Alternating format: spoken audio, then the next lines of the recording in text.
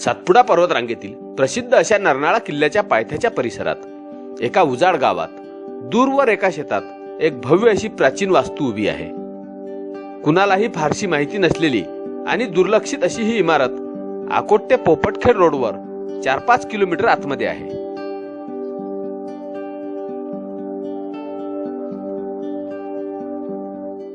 पोपटखेड रस्त्यावर संत गजानन महाराजांनी सजल केलेल्या विहिरीच्या थोड्या आधी डाव्या बाजूला बोर्डी शिवपूर रस्ता जातो.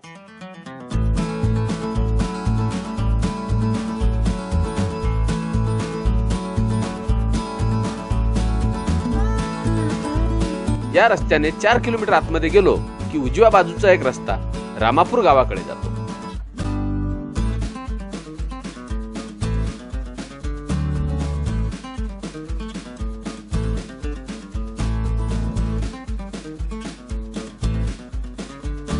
रामापूरच्या पुढे निघालो की दूरवर एका शेतात या इमारतीचा घुमट दिसू लागतो. पुढे थोड्या अंतरावर धारूळ हे पूर्वी उजाड झालेले गाव आहे. आता या ठिकाणी मेळघाटातील धारगळ हे गाव पुनर्वसित केले गेले आहे.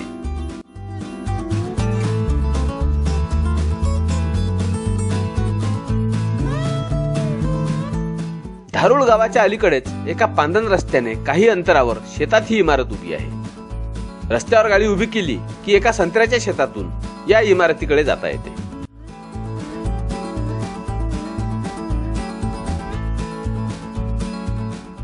बोर्डी शिवपूर आणि पुढे धारूळ अशा रस्त्याने आता आम्ही धारूळ गावापर्यंत आलो आहे. आणि या धारूळ गावाच्या बाजूला शेतामध्ये एक प्रचंड मोठं महादेवाचं मंदिर आहे किंवा शिव मंदिर आहे.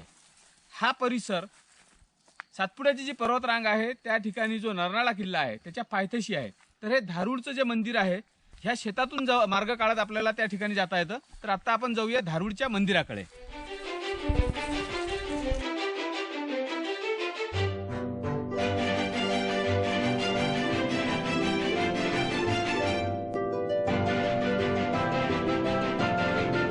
शेताच्या मध्यात उभी असलेली ही इमारत दक्षिणमुखी असून वर उंच व भव्य असा घुमट आहे. या इमारतीची उंची साधारणतः 50 फूट इतकी असावी. बांधकामावरून ही 400-500 वर्षे पुरातन आहे असे वाटते. समोरील भिंतीवर एका पट्टीत केशरी रंगात श्री धारुळेश्वर संस्थान व 1522 हे वर्ष लिहिलेले दिसते. मंदिराच्या भिंती उंच व काळ्या कातीव दगडात बांधलेल्या असून भिंतीत दुमजली अशा 3-3 कमानी आहेत. वरील 3 पैकी मधल्या कमानीत मंदिरात उजेड पडण्यासाठी मोठा झरोका असून खालील कमानीत साधारणतः 10-12 फूट उंचीचे प्रवेशद्वार आहे. मंदिरात प्रवेश केला की भव्य असे गर्भगृह आहे आणि या ठिकाणी मध्यभागात सिमेंटने बांधलेले एक शिवलिंग बसवलेले दिसते. भोवताल नजर टाकली की मजबूत अशी भिंत दिसते. या भिंतीत आतून सुद्धा उंच अशा कमानी असून चौरस आकाराच्या गर्भगृहाच्या 3 कोपऱ्यात कमानी इतके उंच कोनाडे केलेले दिसतात. मंदिरात कुठेही खांब नसून वर घुमटाकडे नजर टाकली की विटांमध्ये बांधलेला भव्य गोलाकार घुमट दिसतो. त्याखालील बांधकाम मात्र दगडी असून त्यामध्ये सुद्धा लहान लहान आकाराच्या कमानीचे नक्षीकाम केलेले दिसते. बांधकामावरून हे मंदिर कुठल्याही मंदिर प्रकारात बसत नाही. एकतर हे मंदिर दक्षिणमुखी असल्यामुळे ते शिवमंदिर म्हणून बांधलेले नसावे. मंदिरात असतात तसे कुठलेही शिल्प या ठिकाणी कोरलेले दिसत नसून ही इमारत नेमकी कुणी व या ठिकाणी का बांधली असावी या संदर्भात काहीही माहिती उपलब्ध होत नाही. परिसरातील लोकांना सुद्धा याबद्दल फारशी माहिती नाही. मात्र पूर्वी लोक या इमारतीस बोंबूट असे म्हणत असत. मंदिरात प्रवेश केल्यानंतर उजव्या कोपऱ्यात एक दरवाजा दिसतो. येथून मंदिराच्या वरच्या भागात चढून जाण्यासाठी पायऱ्या आहेत. या पायऱ्यांच्या रुंदीवरून ही भिंत किती रुंद असावी याची कल्पना येते. सध्या या ठिकाणी फारसे कुणीही येत नसल्यामुळे या अंधाऱ्या जागेत वटवाघळांनी वस्ती केली आहे.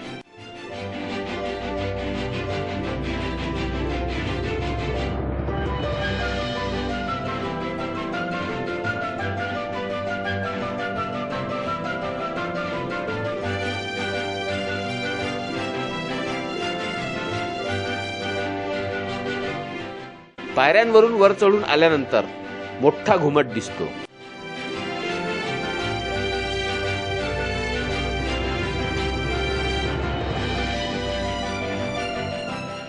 धारूरच्या मंदिरातून आतून ज्या पायऱ्या येतात त्या पायऱ्यांनी आम्ही वर पहिल्या मजल्यावर आलो आहे आणि आता मी आहे वर स्लॅबवर. ह्या ठिकाणी रेलिंग लावलेलं आहे, हे नंतरचं रेलिंग आहे. आणि सर्वात महत्त्वाचं म्हणजे ह्या धारूर मंदिराच्या मागे आपल्याला दूरवर सातपुड्याची पर्वतरांग दिसते. आणि या सातपुड्याच्या पर्वतरांगेत हा सर्वात उंच जो पठार आहे किंवा प्लॅटू आहे तो आहे येथील प्रसिद्ध असा नरनाळा किल्ला. आता या नरनाळा किल्ल्याच्या पायथ्याशी मागे जे गाव दिसते ते धारूर गाव आहे. परंतु धारूर गाव कधी काळी वसान झालं किंवा उजाड गाव झालं. आज जे गाव दिसते ते मेळघाटातलं गावाचं पुनर्वसन होऊन त्या धारूरच्या ठिकाणी पुन्हा वसवलेलं आहे, म्हणून आपल्याला तिथे धारूरचं गाव दिसते. तर या मंदिराचं नाव सुद्धा या गावावरूनच धारूरचं मंदिर असं आहे. ह्या नरनाळा किल्ल्यावर जी नवगज तोफ आहे त्या तोफेचा मारा धारूरच्या वेसेवर होतो असं म्हणतात. आणि आता सांगताना लोक सांगतात की अकोटला जी धारूर वेस आहे त्या धारूरच्या वेसेपर्यंत म्हणजे अकोटपर्यंत या तोफेचा गोळा जायचा. परंतु माझ्या मते ते धारूरची वेस अकोटची वेस नसून हे गाव जे होतं हे धारूर गाव होतं. त्यानंतर ते गाव वसान झालं, उजाड झालं आणि आता अलीकडे या गेल्या 8-10 वर्षात या ठिकाणी पुन्हा मेळघाटातलं एक पुनर्वसित झालेलं गाव वसवल्यामुळे या ठिकाणी पुन्हा वस्ती झालेली आहे. तर या गावाच्या नावावरूनच हे धारूरचं मंदिर आहे आणि मागे जो दिसतो तो किल्ला. परंतु या धारूरच्या संदर्भात आपल्याला आज कुठलीही लिखित किंवा ऐकीव माहिती सुद्धा फारशी उपलब्ध होत नाही. हे मंदिर कधी बांधलं, केव्हा बांधलं, कोणी बांधलं असेल याच्या संदर्भात कुठलाही आपल्याला पुरावा किंवा माहिती मिळत नाही. तर आता आपण हे मंदिर कसं आहे ते बघूया, याच्या भोवतालवरती फिरूया आणि आतमध्ये जाऊन पुन्हा एकदा मंदिर कसं आहे ते बघूया. चला.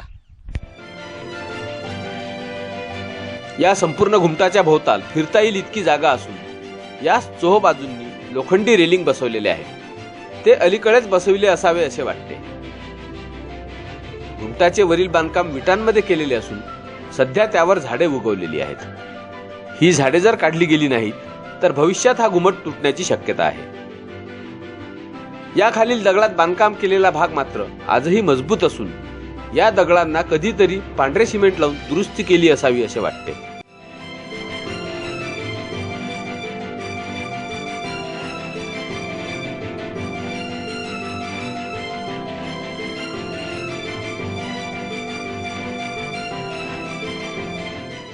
पायऱ्यावरून खाली उतरताना भिंतीत मोठाले झरोके दिसतात. त्यातून वाकून आत बघितले की इमारतीच्या भव्यतेची व उंचीची कल्पना येते. उजेडासाठी चारही बाजूंनी हे झरोके ठेवलेले दिसतात. एकंदरीत बघता संपूर्ण वास्तू आज सुद्धा सुस्थितीत दिसते. याचे जतन करण्यासाठी पुरातत्व खात्याने याकडे लक्ष देणे गरजेचे आहे. त्या मंदिराच्या बाजूला काही समाधीचे दगड सुद्धा आपल्याला पाहायला मिळतात. हा एक अर्धा दगड इथे आहे आणि या ओट्यावर तो ठेवलेला आहे.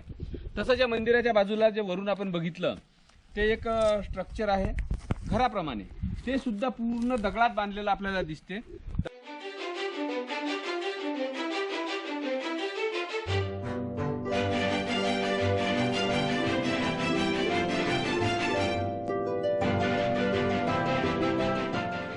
मंदिराची रचना अशी आहे की 2 स्तराचे मंदिर दिसते. खाली एक स्तर आहे कमानीचा, वरती एक स्तर आहे कमानीचा, त्यामध्ये काही खिडक्या आहेत आणि सर्वात वर आहे तो घुमट.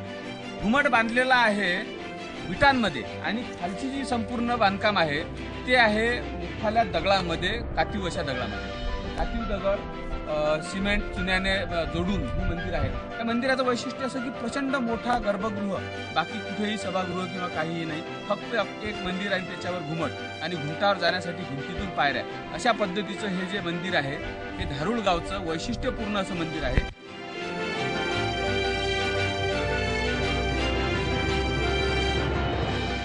या परिसरातील जवळपासच्या शेतात याच पद्धतीतील आणखी काही वास्तू आढळतात. एका शेतात ही छोटीशी इमारत असून या इमारतीवरील छत किंवा घुमट पडलेला आहे. असे काही दगड या परिसरात बऱ्याच ठिकाणी पाहायला मिळतात.